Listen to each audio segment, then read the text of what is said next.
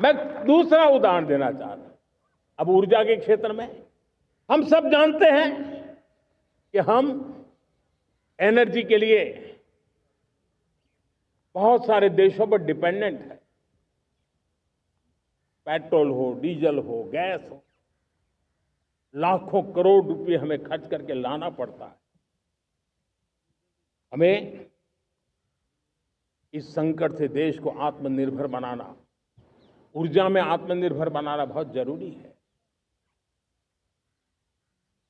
हमने बीड़ा उठाया और आज 11 वर्ष में सोलर एनर्जी 30 गुना बढ़ चुकी है।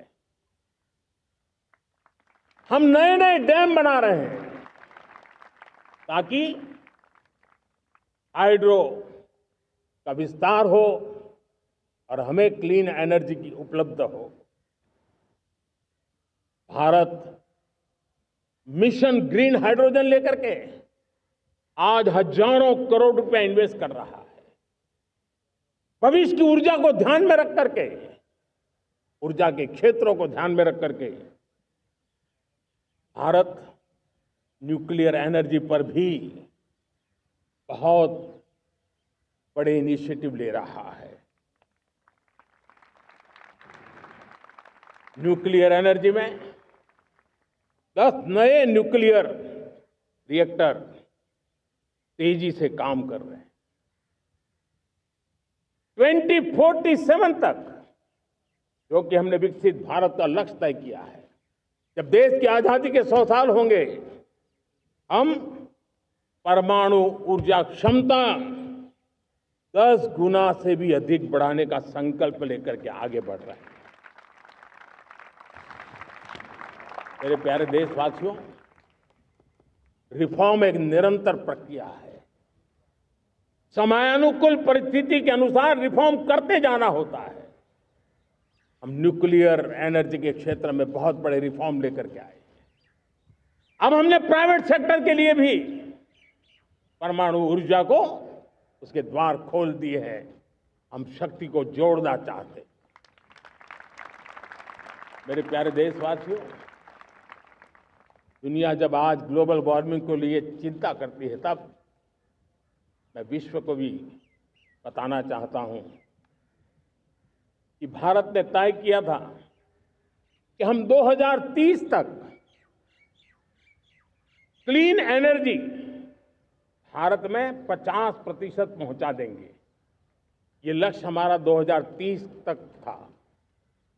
मेरे देशवासियों का सामर्थ्य देखिए, मेरे देशवासियों की संकल्प शक्ति देखिए, मेरे देशवासियों को विकसित भारत बनाने का संकल्प को पूर्ण करने के लिए उनकी दौड़ देखिए।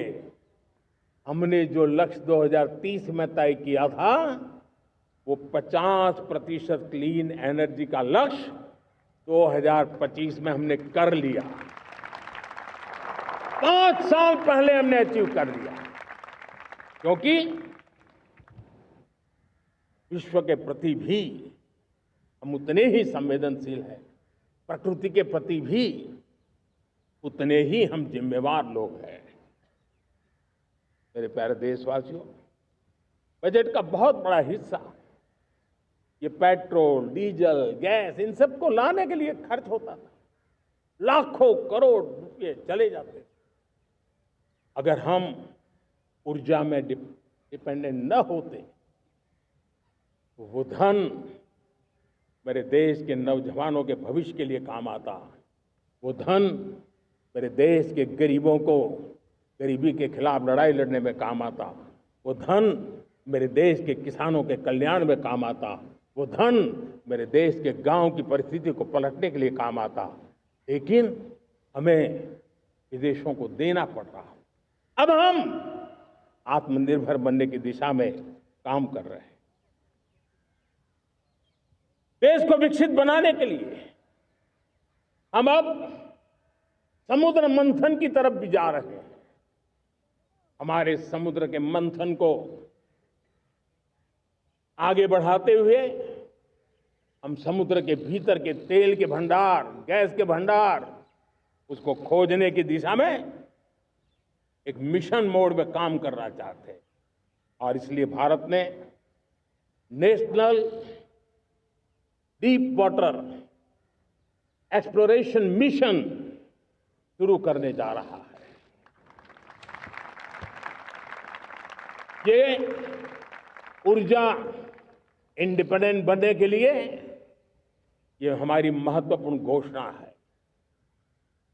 मेरे प्यारे देशवासियों, आज पूरा विश्व क्रिटिकल मिनरल को लेकर के बहुत ही सतर्क हो गया है।